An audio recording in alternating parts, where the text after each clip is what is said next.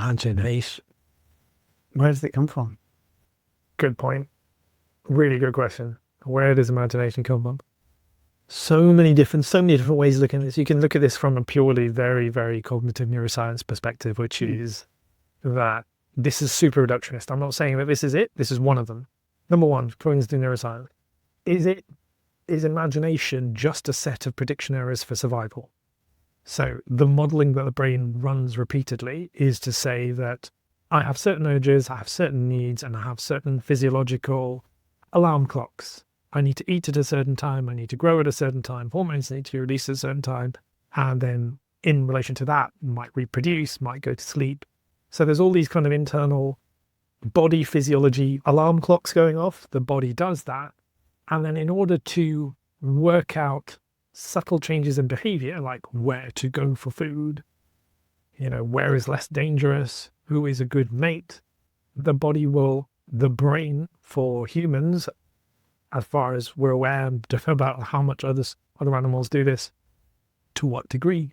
But the range that we're able to model this in our head and imagine is something that we make prediction errors. Make predictions, we try it in real life. If there's an error, a discrepancy, we planned it like this. How did it work? No. I've learned something. That's now going to change my behavior for later.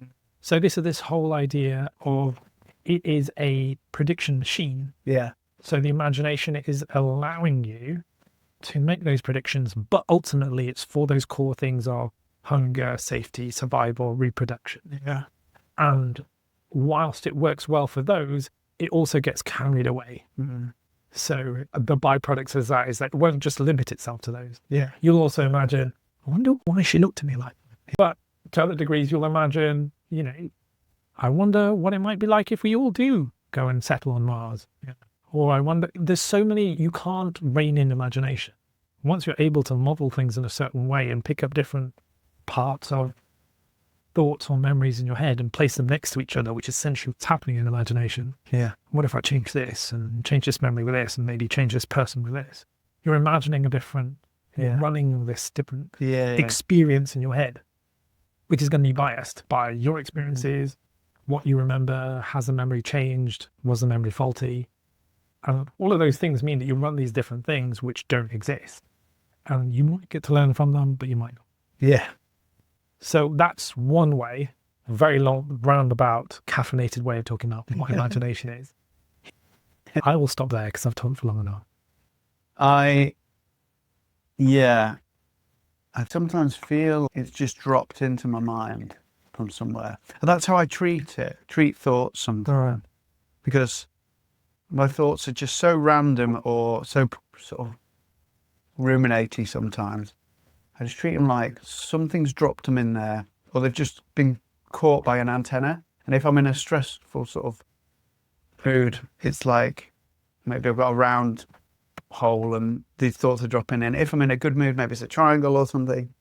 And so the hormones or the emotions in the body depend on what just lands. That's how I treat it, because then there's this I feel a bit distance from them to not take, like they're not mine. Yeah. And I think that's good for positive creativity too. You're not too attached to a great idea. But the way you said at the start, the way I visualize it, and having no science in this at all, but is it like in the brain, it's like the neurons, it's just like tickling around these potential things looking for matches. It's like cup, or maybe it's time to have a drink, or am I thirsty? Could it be poison if someone gave it to me that I didn't like or that I didn't trust? Loads of stuff. It's like these tickling down these lines of possibility. And it's either or. So what's quite interesting is that when you look at kind of disease states of mind and behavior, so for example, patients that we see who unfortunately suffer from paranoid symptoms, you can see how so many things that you just described, so rather than looking at a cup, already the different thoughts of, is the poison in there? Who put the poison in there? Everyone's put the poison in there. Actually, the cup I have, there's someone trying to get me outside right now. Yeah. When you hear these from people for whom they're going through those symptoms as part of a disease process, you can almost see that prediction error model has gone wrong. and that every single thing, imagination that the brain is trying to run gets unfortunately tinged with the paranoia. That's often seen in conditions such as schizophrenia. So it's not to say that that's not part of what's going on, but I don't think it's the only a prediction machine. Yeah. And prediction errors, I don't think, are the only thing going. Have you ever seen anyone tinged with positivity? That does happen, but also it then over-exit in the other situation. One way of looking at it is with people who are in states of mania from bipolar disorder. And in that regard, it's too much the other way, where there's no reality grounding. The prediction errors aren't being learned. But in that kind of situation, the thoughts don't have that kind of grounding or checking in reality. So that kind of grandiose type thinking can go the other way. Where rather than paranoia, it's I can do anything. And interestingly enough, that's very linked in with sleep deprivation as well. Wow. Okay. So one's kind of an openness and just going for it and making these connections. The other side seems a very protective, overly protective, paranoia level of protecting. But they're both altered perceptions of what's going on. The reality is distorted, and it's very difficult for the person in that point of time to be able to kind of evaluate as they would at other times when they're not as ill. Evaluate, is there threat in this? Or is this a good idea? Yeah. So at other times they'll be aware that sometimes I get a bit paranoid or something. Yeah. Or before the illness kicked in, or sometimes when medication and other treatments are making well, then they have the insight to be like, well, yeah, when I don't take my medication, it becomes a lot more difficult. So those are some aspects of looking at it from the kind of brain as a prediction machine. What is imagination is one way is that the brain is doing its function as a prediction machine to allow you to alter your behavior. But yeah, intuition, especially on the same one, this kind of third eye intuition. Really interesting thing is how much this is, as you use the term, and I've been coming to this, in recent years, are we an antenna? Are you a receiver of much bigger consciousness going on? Yeah. And this could also be how people come to the same ideas. Why are we all coming to this?